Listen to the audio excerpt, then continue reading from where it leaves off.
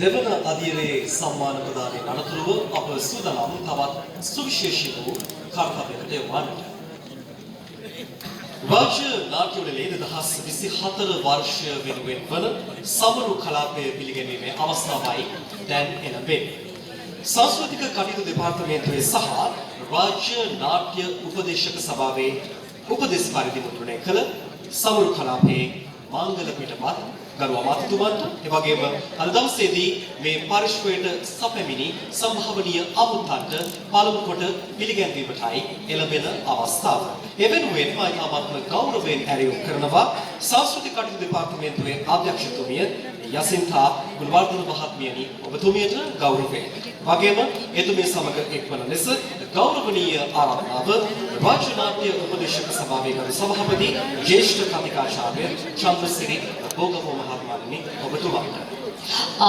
அடுத்ததாக 2024 ஆண்டுக்குரிய அரச நாடக விழாவின் சிறப்பு மலரானது இன்றைய தினம் வருகை தந்திருக்கின்ற கௌரவ அமைச்சர் மற்றும் விருந்தினர்களுக்கு எங்களுடைய கலாச்சார அலுவலர்கள் திணைக்களத்தின் பணிப்பாளர் யசிந்தா குணவர்தன மற்றும் அரச நாடக விழாவின் ஆலோசனை சபையின் தலைவர் திரு சந்திரசிறி போகம அவர்களால் இப்பொழுது வழங்கி வைக்கப்படுகின்றது.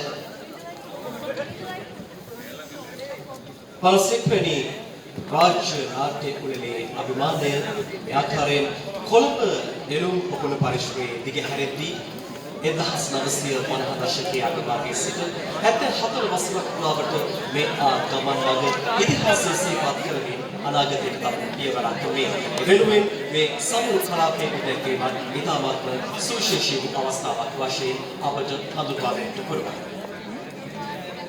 எத்தனை புதிய ஆரம்பங்களை நாம் பார்த்திருந்தாலும் அந்த அனைத்து ஆரம்பங்களுக்குமான முதல் படியினை நாம் நிச்சயம் நினைவில் வைத்துக் கொள்ள வேண்டும். எனவே பல தசாப்தங்கள் தாண்டியும் இன்றைய நாள் வரை இந்த அரச நாடக விருது விழாவானது மிக சிறப்பாக நடைபெறுவதற்கான காரணத்தையும் காரணிகளையும் பற்றிய உள்ளடக்கப்பட்ட அந்த சிறப்பு இதழானது இப்பொழுது வழங்கி வைக்கப்பட்டிருந்தது.